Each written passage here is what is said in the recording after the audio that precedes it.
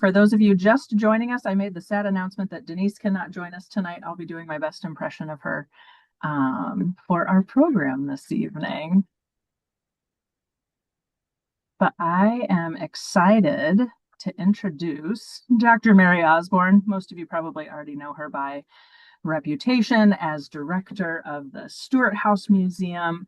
I talked Oz into leading several of our historically speaking programs this year. So she agreed to do this one, and then she has a couple more coming up, and hers are amazing. So if you have to decide which ones to join, for sure pick the ones that Oz has written. So thank you all for joining us for Historically Speaking. Oz, if you want to get going, we are recording and I should be showing my screen. Thanks, Kylie. A recent article in Vogue stated that a major theme of 2026 will be fashion as feeling. Personality will drive fashion choices with looks rooted in wearability. How did we arrive at a point in which women could derive so much joy from getting dressed? This program will illustrate how industrialization and the world wars influenced women's fashion. These events gradually led to greater individuality in dress. Each decade introduced elements of modernization that resulted in more freedom for women in terms of movement and self-expression. The 1870s were momentous not only for women's access to higher education specifically, but for the entire country in general. The era ushered in a surge in industrial growth. The new age left no aspect of culture untouched, including fashion. People began to define their worth by the products they consumed. American women eagerly embraced the availability of ready-to-wear garments, also known as prêt-à-porter.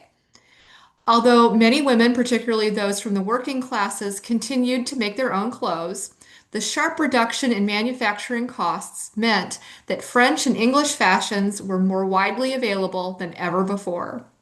Fashion agents or modistes traveled to Paris and London to copy the latest designs. Whereas a couture three-piece suit could have cost more than $200 in the 1870s, a comparable ready-made version sold for just $3.75. Daytime dresses were constructed of such material as cotton organdy, tarlatan, or wool twill. Evening wear permitted more luxurious fabrics. Ball gowns could be silk, velvet, satin, or brocade. Deep jewel tones were popular, and in the 1880s, prints with dark-colored backgrounds, black and red prints known as Garibaldi prints, and cinnamon pinks came to the fore. I'm going to pause for 1 second, and I'm going to make sure we have everyone in from the waiting room. Carol Sanders, if you're participating, I made you a co-host, so you can also watch the waiting room for us. Abortion is legal in Wyoming. And anyone who is not muted, can do so now. Oh, fuck, you're on your Zoom. Sorry, baby. It's okay. Who's not muted? Oh, there we go. Okay. All right. The 1870s and 1880s marked a gradual departure from the traditional hourglass silhouette. Corsets lengthened. As mass production increased the supply of corsets, whalebone disappeared. Corsets instead were reinforced with steel, cord, reed, or coralline, a plant-based material. Although we have a perception about the Victorians' strict modesty, these women loved their lingerie.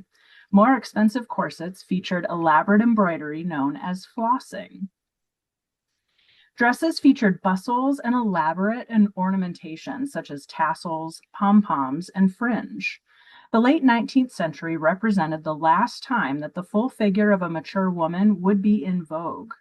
The hourglass corseted silhouette gave way to a waspish shape achieved by the S-bend corset. French couturier Madame, oh gosh, I should have asked you on these names, Mary. Sarraute overhauled the corset, and her new design promised to relieve pressure on a woman's diaphragm and internal organs. The straight line busk sat lower on the chest and extended more deeply over the hips. This corset thrust the bust forward and forced the hips back in an exaggerated stance. New fashions were designed to conform to the S-bend corset. Silks, crêpe de chine, chiffon, and lace were popular throughout the 19th century. Fashion trends and world events act upon one another. Nowhere is this reciprocity more evident than with the introduction of the safety bicycle in the 1890s. The addition of a chain drive and padded seat mitigated injury, and advertisers specifically targeted women by promoting the benefits of recreation to their health. Cyclists needed to be able to breathe deeply, so designers produced a shorter, less restrictive corset than the S-bend. The new woman of the 1890s was active and mobile, and artist Charles Dana Gibson helped normalize her behavior with his illustrations. The Gibson girl hunted, cycled, and golfed in shirtwaists and skirts. Although she was athletic, she could be glamorous too. The versatility and relative comfort of the shirtwaist and skirt gave birth to the concept of separates, which evolved into an entire department within the ready-to-wear industry. We've discussed the significance of the shirtwaist on Historically Speaking before, but I want to mention the equal importance of the rainy daisy skirt. This new, plainer style of skirt was not only comfortable and less expensive to produce, but it was also easier to care for. The shorter versions were also known as golf skirts or walking skirts. They showed off a simple cut without embellishments that could snag on shrubs or tangle in a bicycle's spokes. Active women added separates to their wardrobes, but the quickly growing class of city dwellers and white-collar employees also sought them out. During the 1910s, corsets changed once again to align to the body more naturally by extending past the hips. Designers favored straight lines and high waists that produced a column effect. For the first time, hemlines rose above the shoes. In the US, women consumers embraced some of these styles while combining them with older pieces. One trend they largely rejected was the vivid hues inspired by the Fauve's work in Paris. The bright colors and abstract images by Matisse and Derain were too daring for most American women. The onslaught of the Great War in 1914 presented an opportunity for American designers as the war disrupted the fashion industry in Paris. They unfortunately passed on this moment to develop a uniquely American style. When the US entered the war in 1917, women abandoned the impracticability of long, narrow skirts for designs that offered freedom of movement. Designers responded by looking to the everyday needs of women. Hemlines continued to rise and hovered about 8 to 10 inches from the floor by 1918. Separates mimicked menswear with relatively shapeless coats and jackets. Military motifs, including epaulets, metallic buttons, and caplets, dominated the scene. As women joined the workforce in new roles, they began wearing trousers more frequently, and pants remained a part of women's fashion to some degree, even after the war was over. Glimpses of the modern woman as we recognize her appeared in the 1920s. She exercised purchasing power and mobility.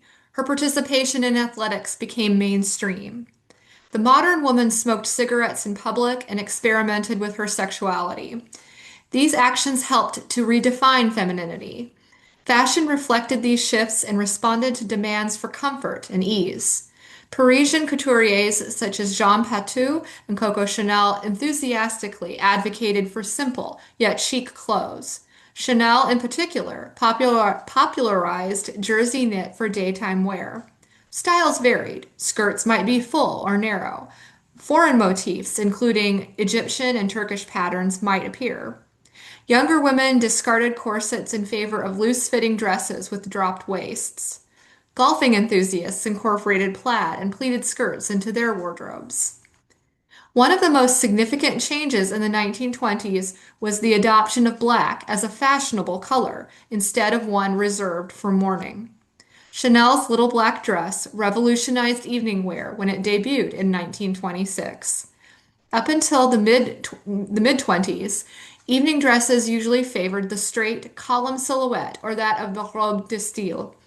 Jean Levin's design, for example, had a full skirt worn over hoops or boned petticoats. The dress had a fitted bodice and a dropped waist.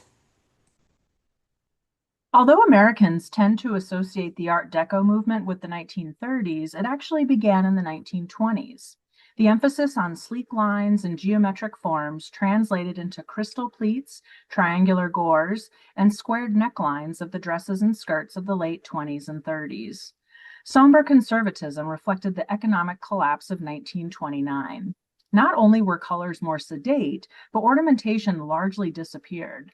It was replaced by a slender curvaceousness achieved by bias cuts and softly draping fabric. Cost-saving measures appeared in less likely places too. The camisole-style brassieres of the 1920s morphed into the halter type with the familiar alphabet cup sizes. Bloomers were discarded in favor of panty briefs. Most tellingly, the introduction of the side zipper eliminated the need for ladies' maids. Beginning in the 1920s, Hollywood began to exert influence over fashion. The 30s were no exception as the public sought escape in popular film noir and screwball comedies. Elements from the wardrobes of Jean Harlow, Joan Crawford, and Katharine Hepburn trickled down into department stores and pattern books across the U.S. By the mid-1930s, the public eagerly sought a return to glamour.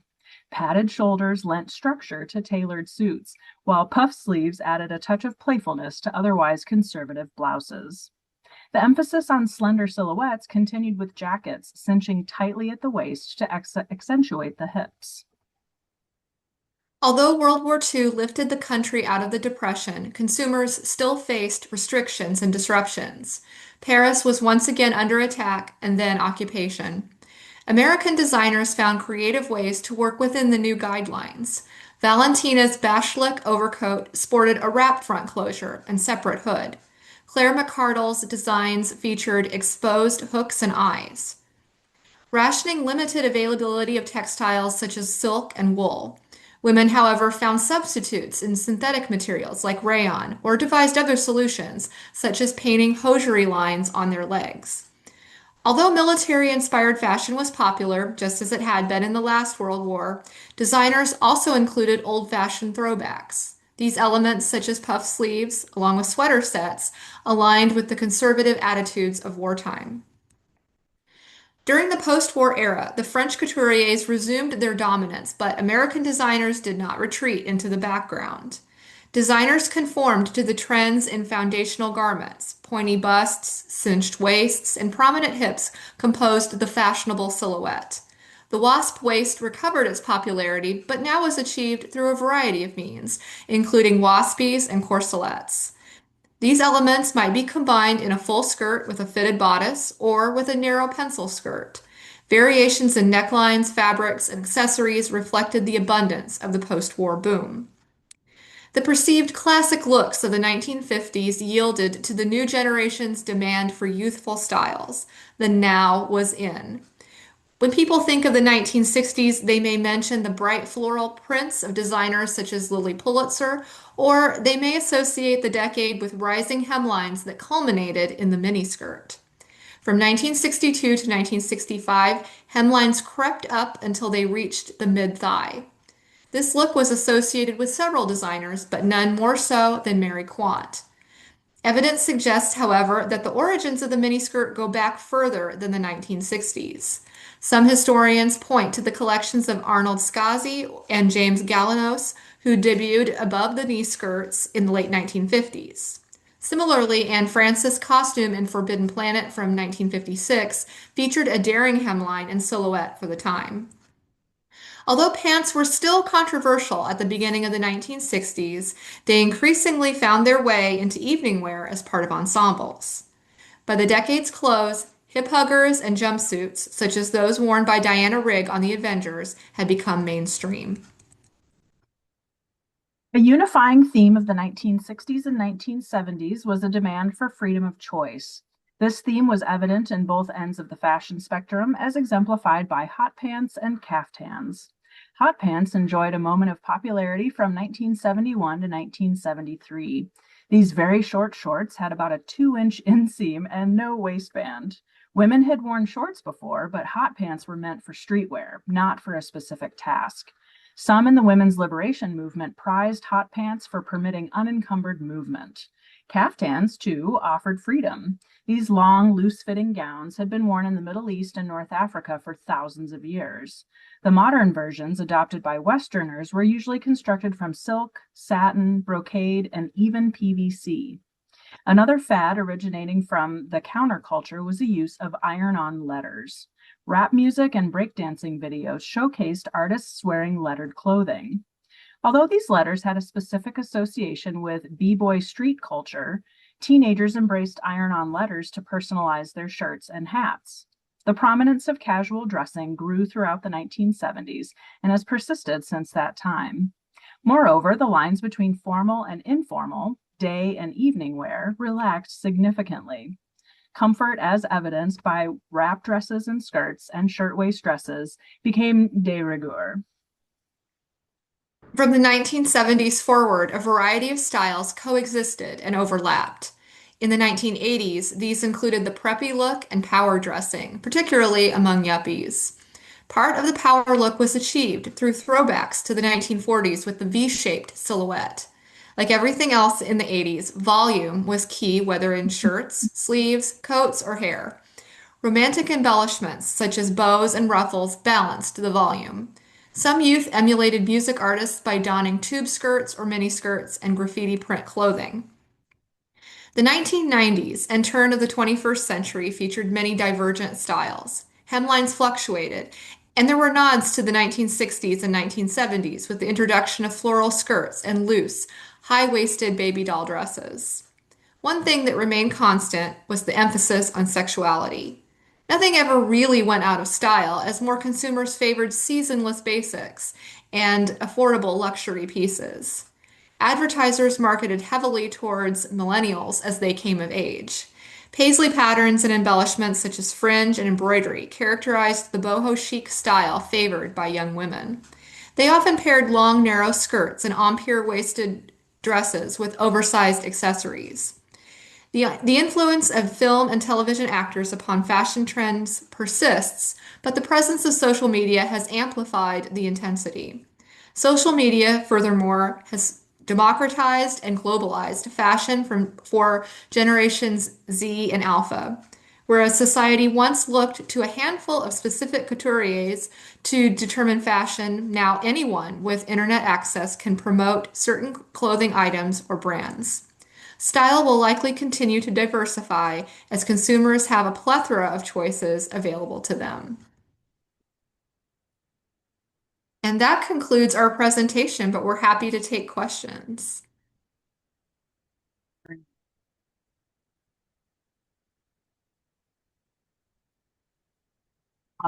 Question for the group. How many of you have ever attended or seen one of the style shows or the historical pageants they used to do at convention and sometimes province meetings or even alumni association meetings?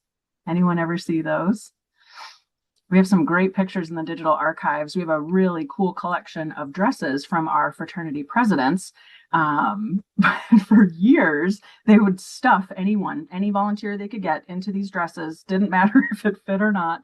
And then they would have sort of a pageant that showed either the time that the president was serving and what the styles were like then. And sometimes they had backdrops, little scenes, little skits, all kinds of things. So style shows were huge, especially then with alumni associations for years and years. All right. Well, like I said, sorry that Denise can't join us tonight. So we also will not be ending on a bit of ritual, but tune in next time because that is, if you haven't joined us before, that is one of our efforts this season for Historically Speaking is to be sure and incorporate a little bit of a ritual lesson if we can. Our next program is going to be on February 17th, 8 p.m. Eastern, 7 Central, and we are going to discuss Kappa Presidents, the fourth class. I gave a preview to the staff today. We'll be starting with Sarah Harris Rowe, who was our first Grand Vice President, and that role was created specifically to work with alumni. So she is probably the least talked about, but made one of the biggest sets of impacts on the fraternity moving forward. So hope you will join us for that. All of these are recorded, so they'll also be on the fraternity's YouTube playlist. And I think I did see a question in there. Will we have lingerie ads in future editions of the key? You never know, especially if a Kappa is designing it. That might be something in there. If you have a chance sometime, look in the digital archives and you can look at the dress collections. You can see the textiles and clothing that we have in there, and there's lots of really cool ones. All right. Well, we're grateful for all of you for joining us. Thank you. Thank you. Hope you have a nice rest of your week. Oh, and Happy New Year. Welcome back.